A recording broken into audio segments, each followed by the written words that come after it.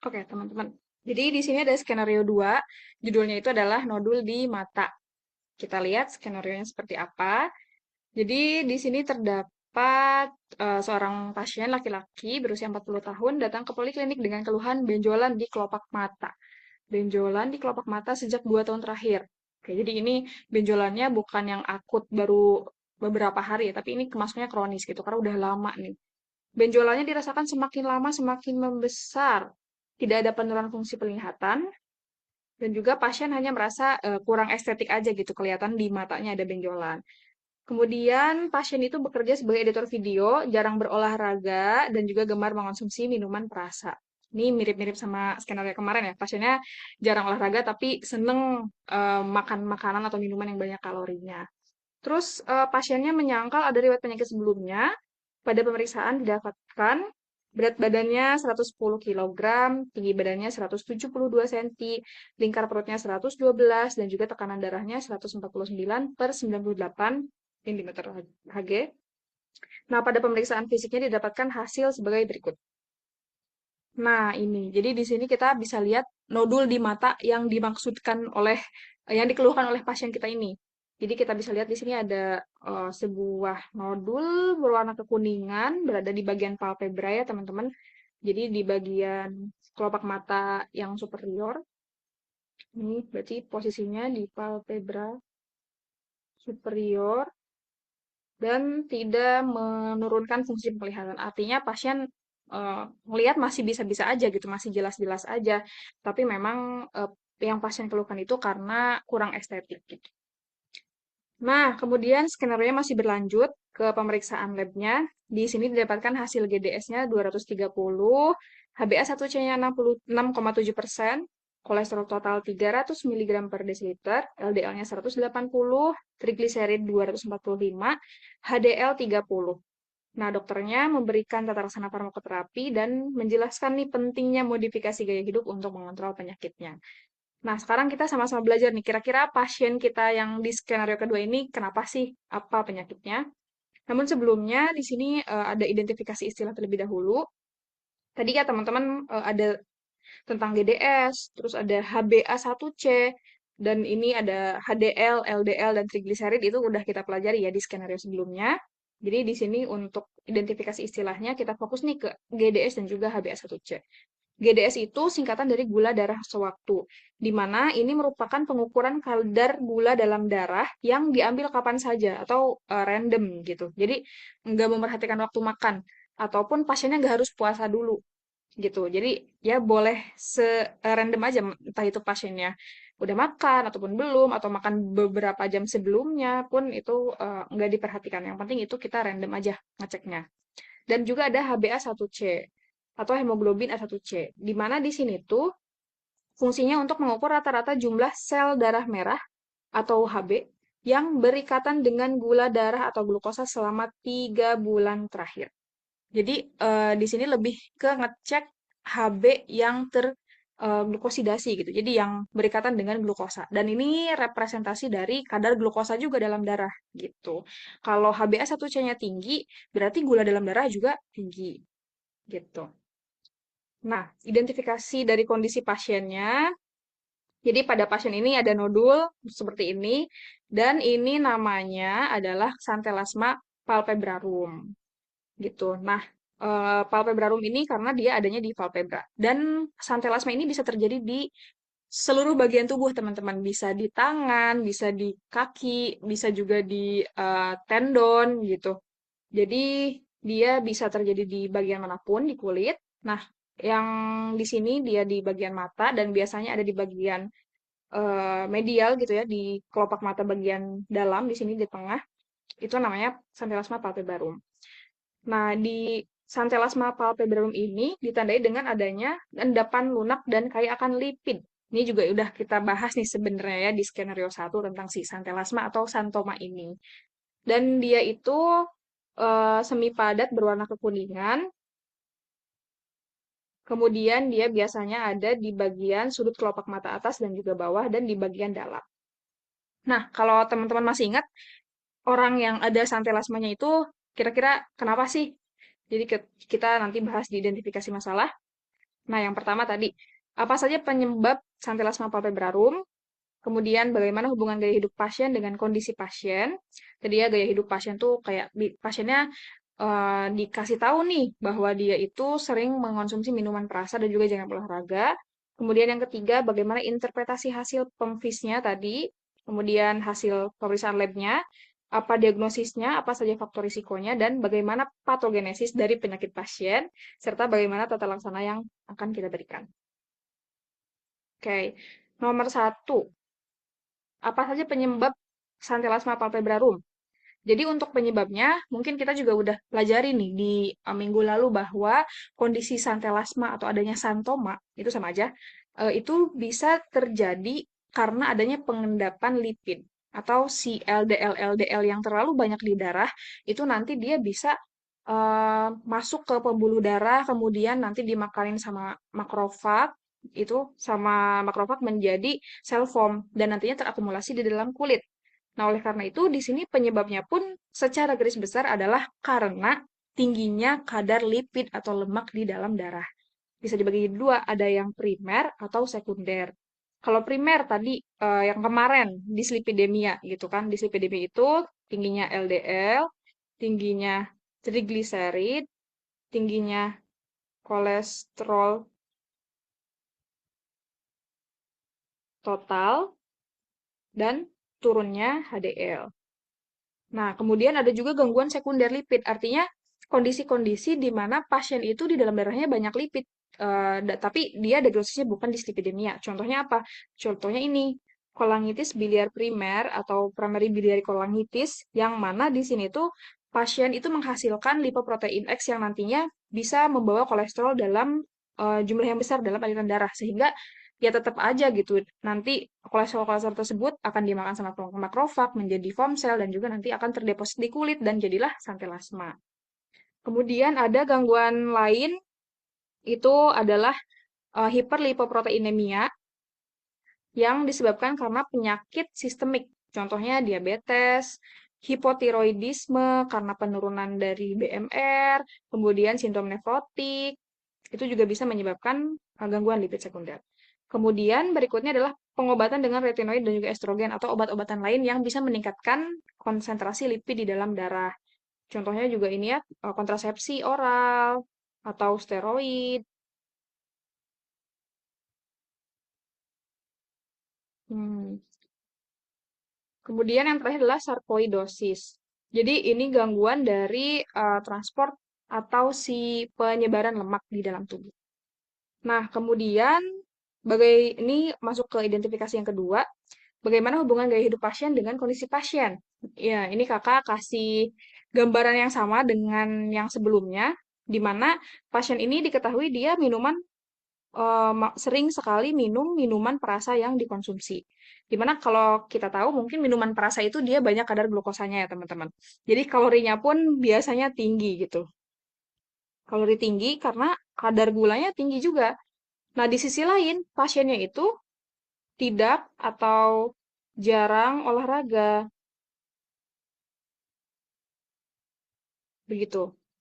Berarti aktivitas fisiknya itu turun.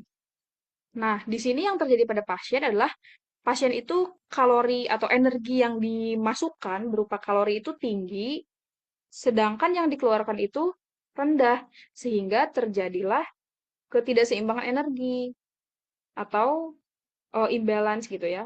Nggak seimbang nih energinya. Nah, ketika energi seseorang itu yang dikonsumsi, yang dikeluarkan itu tidak seimbang, maka kelebihan energinya itu akan menjadi pasokan atau cadangan gitu. Dan cadangannya itu disimpan dalam bentuk lemak dalam tubuh, sehingga nanti itu pasien-pasiennya akan mengalami peningkatan dari jaringan adiposa. Kan jaringan adiposa itu dia mengandung trigliserid gitu, atau jaringan lemak lah. Nah, jadi energi-energi yang nggak kepake malah jadi jaringan adiposa atau jaringan lemak di dalam tubuh pasien. Kemudian di sini masuk ke interpretasi yang ketiga. Bagaimana interpretasi hasil pemeriksaan fisik pada pasien ini? Pertama, dari berat badannya 110, tinggi badannya 172 cm. Nah, dari sini kita bisa ngitung nih BMI-nya atau indeks massa tubuhnya. Rumusnya mungkin teman-teman masih ingat, itu berat badan dalam satuan kilogram dibagi tinggi badan pangkat 2 ya, dalam satuan meter. Nah, kita masukin nih ke rumusnya. Pasiennya 110, berat badannya kemudian dibagi dengan tinggi badannya 1,72 dikuadratkan sama dengan 37,2. Nah, 37,2 ini sudah masuk ke kriteria obes 2 nih, teman-teman. Kalau di kriteria BMI Asia Pasifik ya, dia lebih dari sampai dengan atau lebih dari 30. Pasiennya udah 37 nih, berarti dia udah masuk ke obes 2. Oke, pasiennya ada obes. Ini make sense ya, teman-teman, dari penjelasan yang slide sebelumnya. Pasiennya kelebihan energi, kurang olahraga, terus minumnya kalorinya tinggi, disimperlah dalam jaringan adiposa sehingga berat badan tinggi dan pasiennya menjadi obes. Dari sini alurnya udah mulai kelihatan nih. Kemudian di sisi lain di sini ada info tentang lingkar perut atau namanya waist circumference. Jadi nanti kalau teman-teman baca nih, waist circumference dia itu adalah lingkar perut. Nah, di waist circumference ini apabila di laki-laki itu melebihi 90 atau di laki-laki melebihi 90 cm, maka dia tuh sudah memenuhi diagnosis obesitas sentral. Obesitas sentral itu apa? Jadi adalah kondisi di mana lemak atau jaringan lemak pada tubuh itu berkumpul pada bagian sentral gitu. Jadi di bagian lemak visceral ataupun subkutan di sentral atau di perut, lemak perut. Oleh karena itu, di sini kita bisa membayangkan gitu, oh pasien BMI-nya tinggi, terus lingkar perutnya besar, kemungkinan memang terjadi obesitas sentral karena penumpukan jaringan adiposa di bagian visceral gitu, di bagian sentral tubuh gitu. Karena pasien-pasien yang BMI tinggi belum tentu isinya lemak, teman-teman. Contohnya apa? Contohnya binaragawan. Binaragawan kan yang massa ototnya gede-gede, itu berat badannya pasti gede juga kan ya, tapi isinya bukan lemak. Itu mereka tuh isinya otot gitu. Nah, tapi dengan adanya data obesitas sentral ini, kita bisa simpulkan bahwa pasien ini berat badannya tinggi adalah karena jaringan adiposa atau jaringan lemaknya yang banyak gitu. Kemudian ada tekanan darah 149 per 98 mm raksa. Nah, di sini dia sudah masuk ke kategori hipertensi derajat 1, teman-teman. Jadi pasiennya, kalau kita simpulkan dari sini, pasiennya ada obes ya, obesitas. Oke, ini barengan sama ini. Kemudian di sini ada hipertensi. Nah, udah ketahuan nih dua kondisi penyakit pasien. Ada obes, ada hipertensi. Nah, kita lanjut lagi nih, lihat dari hasil pemeriksaan labnya. Ada apa lagi? Dari labnya ternyata ada data tentang GDS dan juga HbA1c. GDS-nya 230, HbA1c-nya 6,7. Nah, ternyata dari guideline Perkeni di Indonesia ini, kita punya kriteria diagnosis untuk diabetes mellitus tipe 2 nih, teman-teman. Kriteria diagnosisnya adalah ketika ada keluhan klasik DM seperti poliuria atau ini tuh sering kencing ya, atau polidipsia, sering minum. Jadi pasiennya itu merasa haus gitu ya, sering kehausan sehingga dia sering minum. Terus polifagia, sering makan, dan penurunan berat badan yang tidak dapat dijelaskan sebabnya. Itu adalah keluhan klasik dari DM. Nah, ditambah dengan adanya si kriteria-kriteria yang utamanya itu dari hasil lab, teman-teman. Nah, kalau di pasien kita sebenarnya nggak ada pasien yang mengeluhkan poliuria, polidipsia, polifagia, dan lain-lain. Jadi, secara keluhan klasik sih, kayaknya pasiennya nggak ada keluhan. Tapi kita lihat nih dari hasil labnya. Pasiennya ini GDS-nya 230, HbA1c-nya 6,7. Kita lihat dari kriterianya nih, teman-teman. Jadi untuk DM tipe 2, dia punya 4 kriteria. Kalau salah satunya terpenuhi, maka dia bisa kita diagnosis dengan DM tipe 2. Jadi ini minimal ya, minimal satu kriteria yang terpenuhi. Maka kita bisa diagnosis dia dengan DM. Nah, kriterianya apa saja? Yang pertama, glukosa plasma puasa, artinya pasiennya harus puasa dulu, minimal 8 jam. Hasilnya kalau lebih dari atau sama dengan 126, maka dia DM. Kemudian dari pemeriksaan glukosa plasma yang setelah tes toleransi glukosa oral dengan beban glukosa 75 gram, atau di sini namanya nanti pemeriksaannya pemeriksaan TTGO, ternyata hasilnya lebih dari sama dengan 200, maka dia bisa disebut dengan DM gitu. Kalau ini tadi yang plasma puasa itu namanya GDP atau glukosa darah puasa gitu. Kalau ini yang kedua TTGO. Jadi pasiennya itu dicek gula darah yaitu 2 jam setelah pasiennya diberikan asupan gula sebanyak 75 gram gitu. Jadi pasiennya makan 75 gram gula dulu, 2 jam berikutnya diceklah si konsentrasi glukosa dalam darahnya. Kemudian parameter atau kriteria yang ketiga adalah glukosa plasma sewaktu gitu atau GDS. Ini ternyata apabila lebih dari sama dengan 200 dengan keluhan klasik atau krisis hiperglikemi, maka dia bisa disebut DM. Nah, kemudian yang terakhir adalah pemeriksaan HbA1c apabila lebih dari atau sama dengan 6,5%, itu juga bisa disebut dengan DM. Nah, kita lihat nih ke pasiennya, teman-teman. Pasien kita di skenario ini, GDS-nya udah 230. Memenuhi yang ini kan ya. Tapi untuk GDS ini memang sebaiknya itu adalah ada keluhan klasik atau krisis hiperglikemia. Jadi ada keluhan yang ininya. Kalau mau mendiagnosis DM hanya dari GDS saja. Tapi kalau kita lihat di pasien itu datanya ada dua nih, ada HbA1c 6,7%. Artinya dia sudah memenuhi yang ini juga gitu. Dia sudah memenuhi lebih dari 6,5%. Artinya pasien ini sudah terkena DM juga gitu. Nah, sekarang kakak mau inget-inget lagi nih tadi di slide sebelumnya pasiennya udah ada obesitas, udah ada hipertensi, ditambah lagi sekarang ketahuan dia ada DM-nya. Ini agak heboh ya ternyata pasiennya banyak banget nih kondisinya. Kita lanjutkan dulu ke pemeriksaan lab yang lain, ada data tentang lipid nih, fraksi lipid. Yang pertama data mengenai kolesterol total 300, LDL-nya 180, trigliseridanya 245, HDL-nya 30. Nah, kita inget-inget nih yang kemarin. Kolesterol totalnya meningkat nih. Dia lebih dari 200.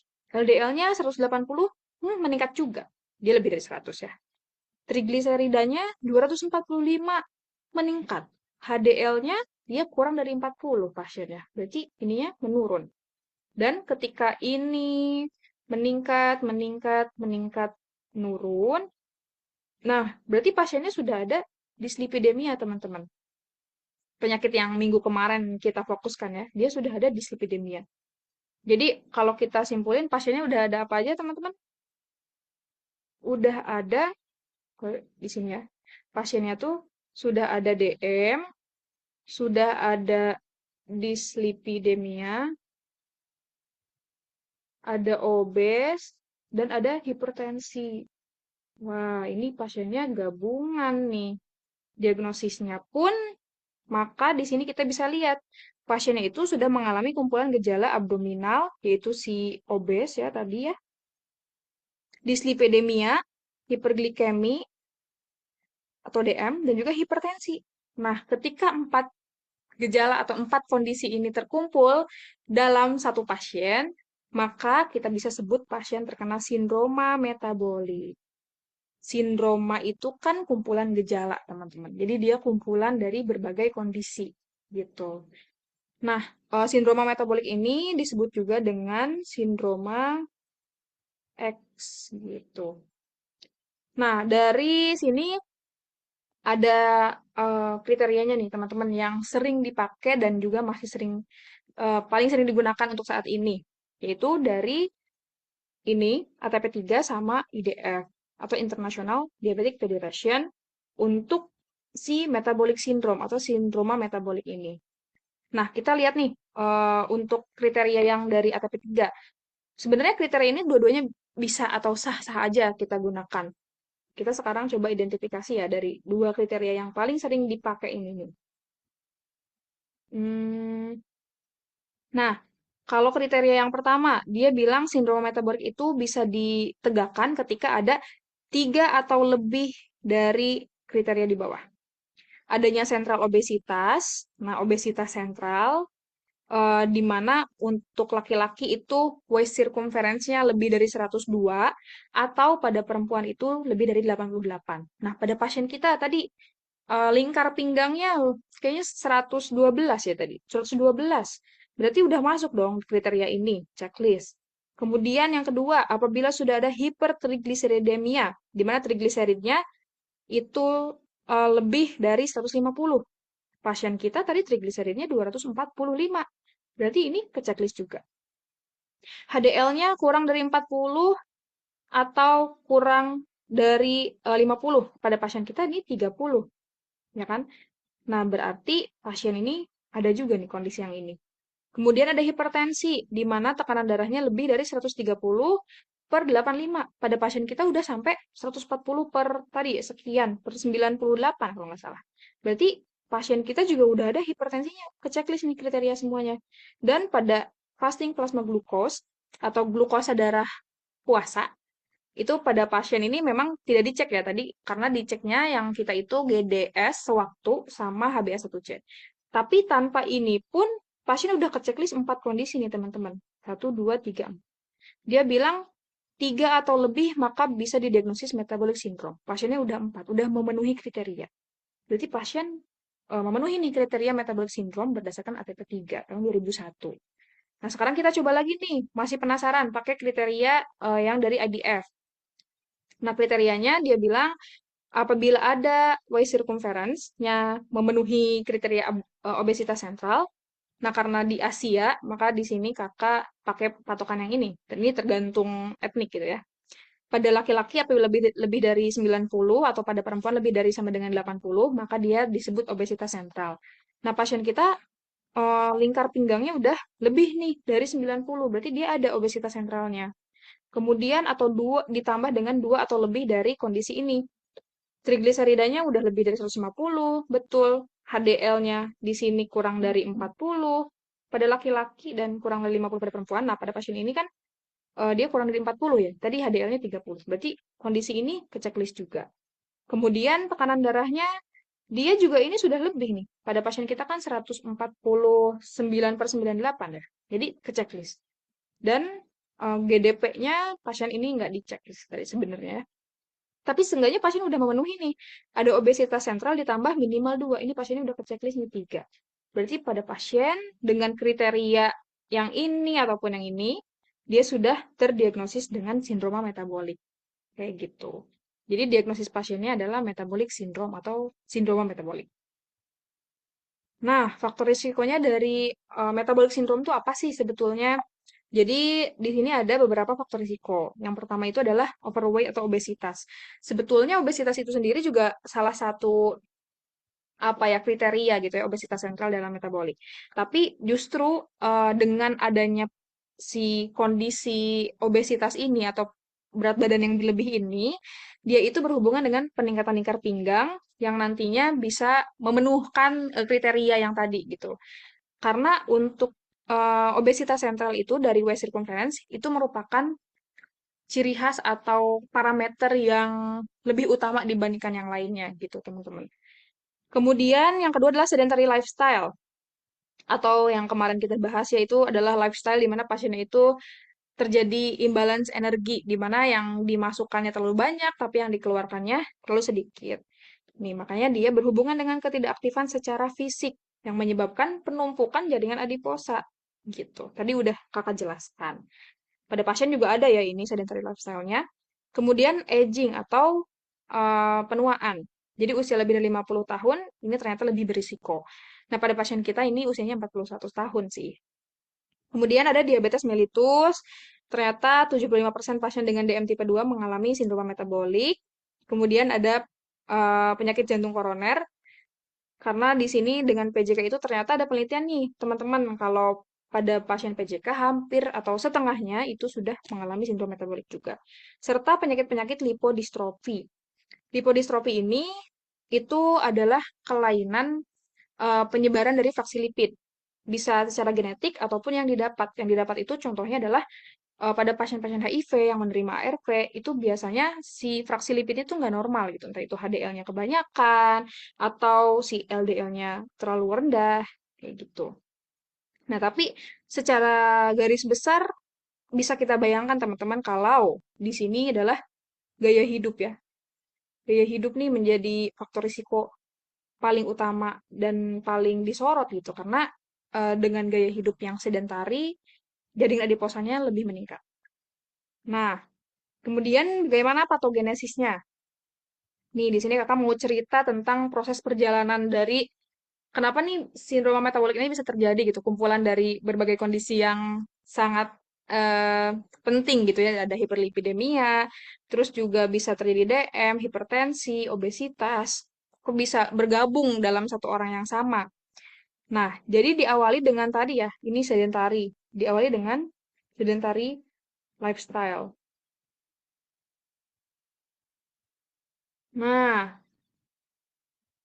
pada sedentary lifestyle ini, pasien-pasien yang makan atau minum makanan atau minuman yang tinggi kalori, tapi pasiennya misalnya kurang aktivitas fisik, maka akan terjadi ketidakseimbangan energi. Karena energi yang dikeluarkan itu tidak sebanding dengan yang dia masukkan ke dalam tubuhnya gitu. Jadi ada ketidakseimbangan dan seperti yang kakak sudah jelaskan nih, kalau energinya terlalu berlebih, maka dia akan disimpan sebagai cadangan ya. Cadangan energi itu dia disimpan di jaringan adiposa atau masuk ke dalam sel lemak dalam bentuk trigliserida.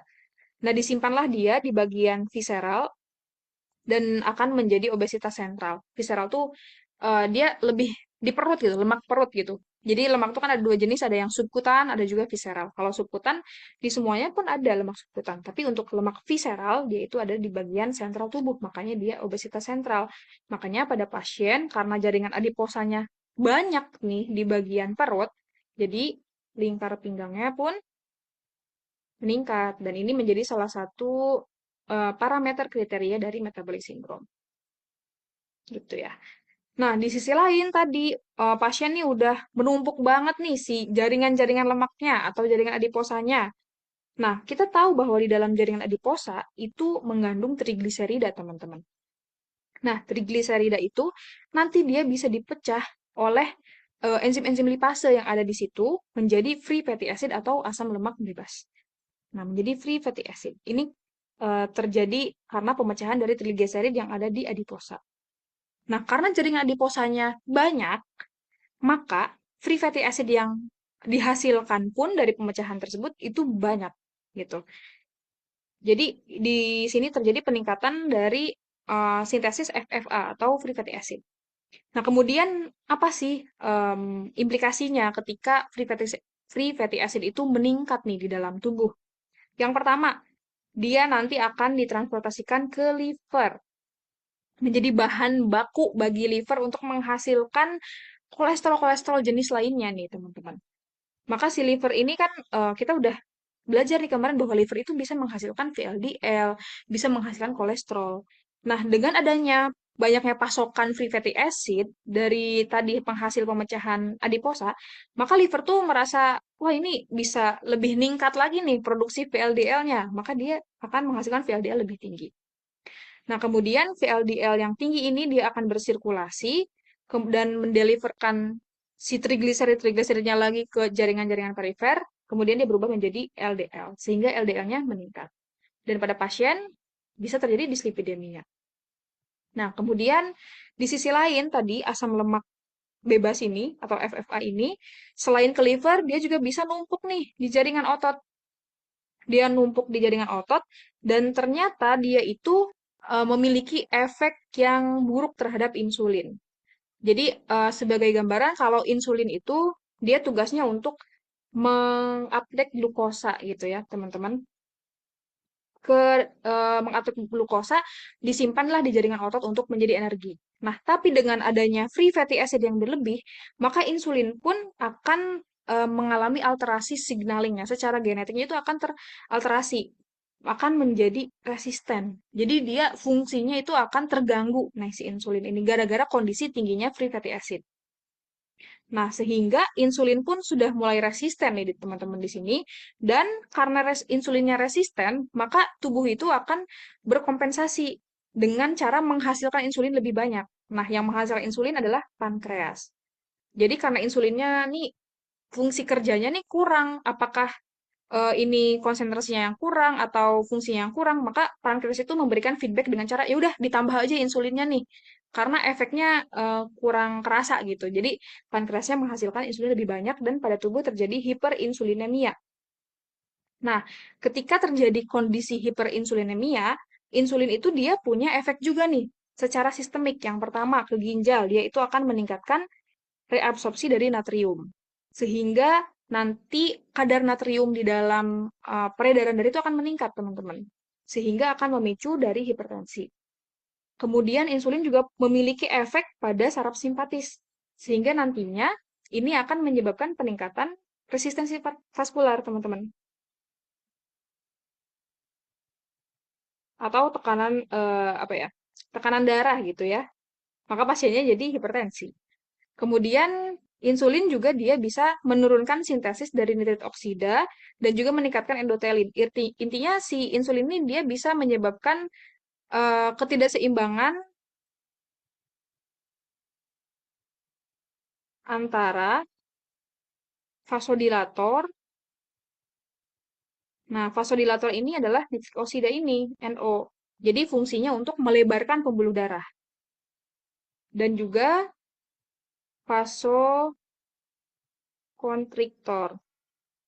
Nah, vasokonstriktor ini adalah endotelin 1.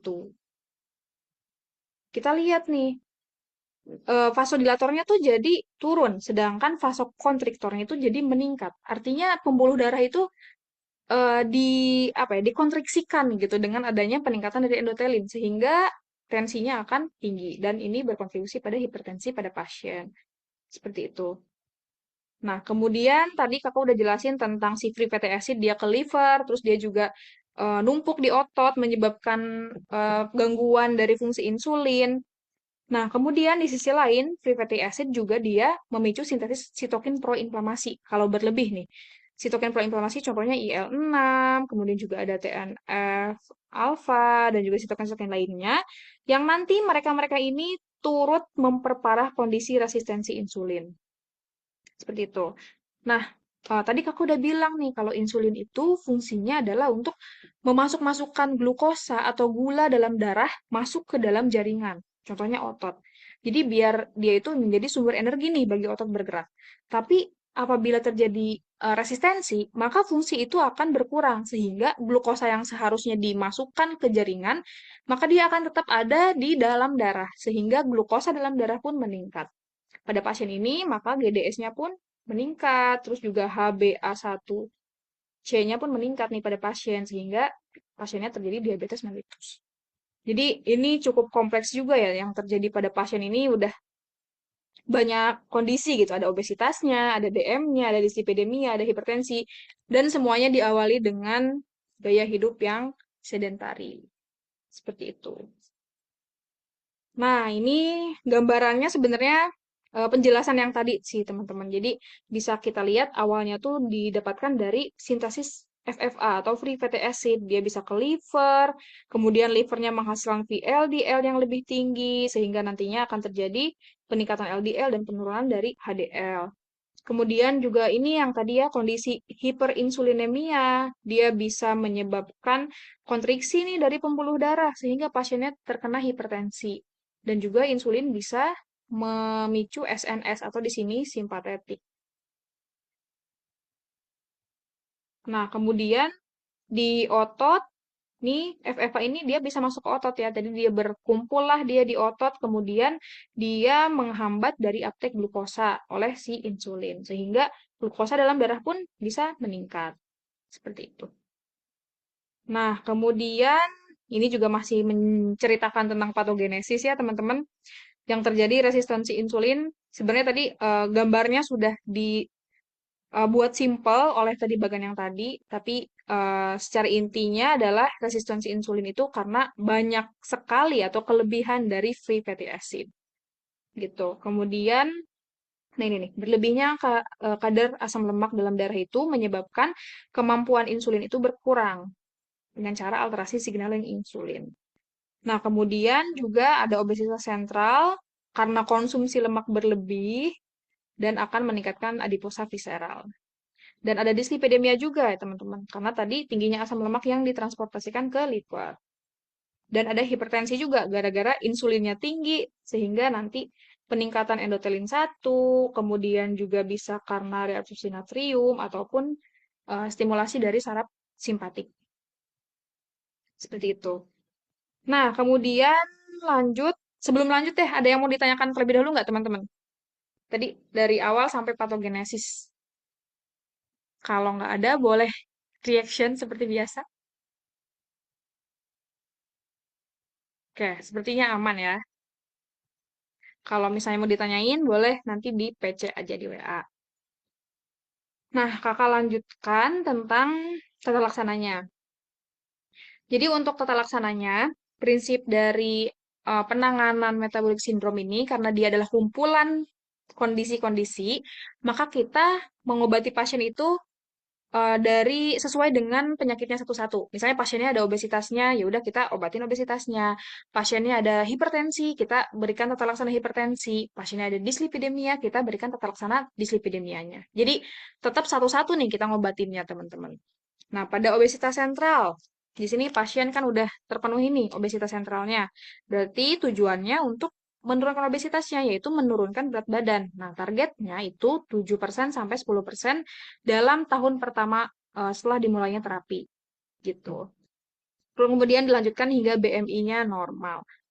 Nah, bisa juga ini penurunan dari berat badan ini dengan aktivitas fisik maupun restriksi kalori. Sehingga disarankan nih teman-teman untuk pasien-pasien untuk menurunkan berat badan itu dikurangi nih kalori hariannya itu sebanyak 500 atau ada juga literatur yang bilang 500 sampai 1000 gitu dikurangi per harinya makannya. Kemudian juga disertai dengan aktivitas fisik. Nah, aktivitas fisiknya ini sama kayak yang kemarin di lipidemi. Jadi sarannya adalah 4 sampai 6 kali per minggu minimal nih, minimal 30 menit atau sampai sejam juga bisa. Jadi 30 menit ini artinya 4 sampai 6 kali per minggu dan sekalinya dia olahraga itu minimal 30 menit. Bukan totalnya ya, teman-teman. Tapi sekalinya dia olahraga itu minimal 30 menit. Nah, di setiap sesinya. Dan kurangnya asupan lemak jenuh, lemak trans, dan juga kolesterol. Nih kita kemarin juga udah ngobrol nih tentang lemak jenuh, karena dia itu bersifat aterogenik ya, sama si lemak-lemak ini tuh dia bersifat aterogenik. Sehingga memang perlu dikurangi. Kemudian untuk kondisi dislipidemianya itu seperti yang dijelaskan kemarin-kemarin, yang obatnya ada berbagai macam pilihan, tapi pilihan utamanya itu pakai statin. Dan ingat lagi targetnya, turunkan LDL dulu, kemudian apabila LDL sudah terkendali, bisa kita turunkan trigliserida dan kolesterol, serta meningkatkan HDL. Tapi ini bukan target spesifik sebetulnya. Jadi ya bisa lah. Nah, untuk dislipidemianya kita udah bahas nih kemarin tata laksananya ya. Kemudian dari tekanan darahnya nih, pada pasien ini ada hipertensi, berarti kita tata laksanalah dia dengan alur tata laksana hipertensi. Targetnya itu adalah di sini sampai mencapai kurang dari 140/90 atau apabila ada diabetesnya sampai lebih kurang lagi, kurang dari 130/80. Nah, di sini ada rekomendasinya nih teman-teman untuk hipertensi yang terjadi pada pasien dengan sindroma metabolik. Itu yang dipilih adalah angiotensin converting enzyme inhibitor atau AC inhibitor. Contohnya itu adalah obat-obatan captopril. Kenapa yang disarankan ini? Sedangkan mungkin teman-teman udah pernah belajar kalau obat antihipertensi itu banyak jenisnya, tapi yang disarankan itu ACE inhibitor karena dia itu bisa membantu atau memiliki efek yang lebih protektif terhadap jantung gitu. Jadi memang ini lebih cocok nih untuk kondisi-kondisi komorbid seperti yang terjadi pada pasien sindroma metabolik. Nah, kemudian kadar glukosa yang meningkat, ini mulai dulu nih modifikasi gaya hidup minimal 3 bulan. Kalau dengan modifikasi gaya hidup ya dari aktivitas fisik dan juga diet ternyata masih belum kekontrol gula darahnya, maka bisa dimulai terapi farmakologi untuk mencapai target HbA1c kurang dari 7%. dan untuk mengendalikan fraksi dari gula darahnya. Seperti itu. Nah, di sini mungkin contoh-contoh yang dapat diberikan nih, teman-teman. Contohnya tadi untuk obesitas, non farmakologinya bisa untuk farmakologinya bisa pakai Orlistat. Jadi Orlistat ini salah satu obat obesitas yang cukup sering digunakan apabila memang diperlukan tata laksana farmakologis. Nah, cara kerja Orlistat itu adalah untuk dengan menghambat kinerja dari enzim nih, lipase. Jadi dia tuh menghambat lipase yang ada yang dihasilkan oleh pankreas di usus. Nah, kenapa dia menghambat itu? Jadi ketika pasien nanti makan makanan yang berlemak dengan dihambatnya lipase, maka dia tidak bisa dicerna. Maka nanti lemak itu nggak akan masuk ke peredaran darah, sehingga lemaknya akan langsung dibuang lagi gitu. Jadi dia tidak akan memperparah kondisi obesitasnya gitu. Jadi lemaknya langsung dibuang tanpa harus dicerna dan masuk dulu ke peredaran darah atau ke organ-organ di tubuh gitu. Kemudian juga bisa non farmakologi nih teman-teman. Untuk non farmakologi ini bisa dengan bariatric surgery. Nah, bariatric surgery ini secara garis besar dia tuh operasi untuk mengurangi ruang lambung sehingga pasiennya akan merasa cepat kenyang gitu karena ruang lambungnya menjadi lebih kecil. Tapi untuk operasi bariatric surgery ini diindikasikan apabila memang pasien itu BMI-nya lebih dari 40 atau lebih dari 35 dengan adanya komorbid. Nah, kemudian untuk dislipidemianya pasien bisa menggunakan atorvastatin atau statin jenis lain yang sudah kita bahas, atau bahkan obat dengan mekanisme lain juga bisa. Kemudian hipertensinya, di sini contohnya, ini adalah bisa menggunakan captopril dengan dosis awal 12,5. Karena di sini captopril kan dia adalah C inhibitor. Yang disarankan nih teman-teman, kalau ada pasien hipertensi, kemudian dia punya komorbid-komorbid lain nih, seperti sindrom metabolik, atau adanya diabetes, maka bisa pilih ACE inhibitor. Kemudian diabetes mellitus tipe 2-nya kita bisa berikan terapi awalnya itu berupa metformin. Mungkin untuk lebih jelasnya nanti kita bahas di sasaran belajar di pertemuan berikutnya. Nah, itu untuk farmakologinya nih. Jadi ini bisa digunakan atau ini saran-saran obat yang bisa digunakan dan prinsipnya tadi adalah kembali ke kondisi satu-satu atau penyakitnya masing-masing kita obati. Kemudian modifikasi gaya hidup yang diberikan. Nah, untuk modifikasi gaya hidup yang diberikan itu nggak lepas-lepas dari dua, dua tata laksana ini, dari dietnya dan juga aktivitas fisiknya. Tadi juga udah dijelasin ya, untuk dietnya sebanyak 500 kilokalori per hari deh, dikurangi gitu. Kemudian juga yang apabila dia mau makan lemak, maka disarankan yang unsaturated. Oh, yang saturated. Nah, kemudian juga diet yang berkualitas itu nanti banyak buah, sayur. Kemudian juga ini bisa teman-teman baca. Nah, untuk lemak yang bagus itu yang unsaturated ya teman-teman. Ini kayaknya salah nulis deh. Lemak yang tidak jenuh, karena dia lebih protektor, gitu, lebih protektif gitu. Jadi dia tidak terlalu aterogenik. Kemudian setelah itu juga aktivitas fisiknya juga sama aja sih tadi. Jadi dia disarankan 4 sampai 6 kali, bisa 30 menit minimal atau sampai 60 sampai 90 itu lebih baik. Dan yang disarankan dari aktivitas fisik itu adalah kontinuitasnya. Jadi nanti kalau teman-teman ketemu pasien sindrom metabolik, jangan lupa di-encourage untuk istiqomah gitu dalam si aktivitas fisiknya. Seperti itu. Nah, untuk pembahasannya sudah selesai. Alhamdulillah. Dari teman-teman ada yang mau ditanyakan terlebih dahulu kah terkait PBL2 skenario ini? PBL2 pertemuan yang pertama. Kalau misalnya nggak ada, boleh kasih aba-aba atau reaction. Oke, sepertinya aman ya teman-teman. Punten dokter, Jadi udah izin udah bertanya, terjawab ya. Oh iya iya. Gimana gimana? izin bertanya dok terkait penata laksanaan sindrom dislipidemia. Perkenalkan sebelumnya nama saya Rian Maturidi. Hmm, Untuk kata laksana dari sindroma dislipidemia itu ada skala prioritasnya, ada skala prioritasnya nggak dok? Misalkan kita harus ngobatin yang ini dulu, baru yang ini, terus oke. hmm, yang lainnya gitu dok. Mungkin sekian sih. Oke, makasih banyak Rian atas pertanyaannya. Ini sangat menarik banget nih pertanyaannya. Jadi tadi Rian nanya untuk tata laksana sindroma metabolik kali ya. Sindroma metabolik ini ada skala prioritasnya enggak nih? Apakah kita fokus dulu ke DM-nya dulu, terus ke hipertensi, terus dislipidemi, terus obesitas atau gimana nih?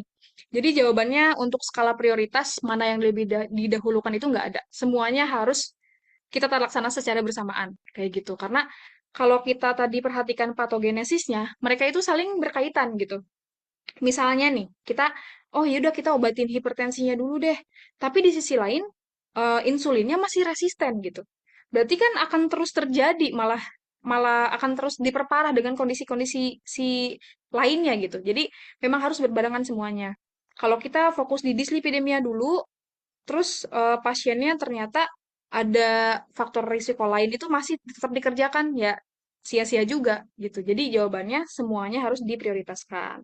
Tapi jangan lupa turunkan berat badan sih. Kalau misalnya boleh milih salah satu yang paling penting mungkin dari si obesitas ini atau turunkan dari berat badan. Kenapa? Karena awalnya ini bisa terjadi karena sedentary lifestyle. Maka kita harus utamakan dulu nih si gaya hidupnya ikut diubah juga.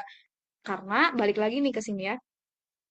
Nah, semua ini terjadi karena adanya peningkatan dari FFA, teman-teman. Jadi kalau yang bawah-bawah mungkin kita tata laksana, tata laksana, tapi pasiennya masih sedentari, FFA-nya masih banyak.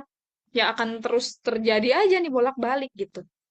Jadi untuk prioritasnya sebenarnya semuanya sama rata, tapi kalau boleh memilih mungkin adalah turunkan berat badan dulu gitu. Tapi bareng-bareng sih, jadi nggak bisa milih satu juga. Cuman secara logika sih harus turunin FFA-nya nih. Dengan cara kita lebih utamakan atau perhatian nih, perhatian yang tinggi terhadap pengubahan gaya hidup pasien gitu. Tapi kalau di guideline itu nggak ada alur tata laksana mana yang lebih didahulukan sebetulnya. Apakah terjawab, Rian? Terjawab dokter, terjawab dokter. Terima kasih banyak. Oke, terima kasih banyak. Nah, ada yang mau ditanyakan lagi kah, teman-teman?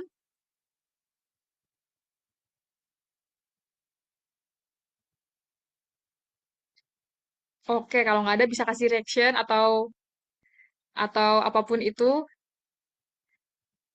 Oke, sip. Makasih banyak ya. Nah, kalau misalnya teman-teman masih ada yang kepikiran atau misalnya nanti ketika sudah belajar atau mencoba baca-baca, ini ada yang bingung nih, boleh chat aja via WA. Nanti insya Allah akan kakak balas. Oke, sekian untuk pembelajaran hari ini. Teman-teman, terima kasih atas kehadirannya.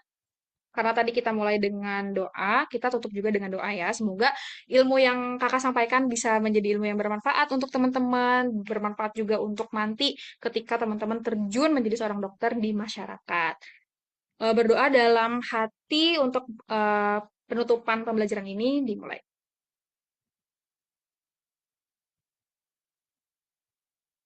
Oke, terima kasih banyak teman-teman. Boleh untuk meninggalkan Zoom.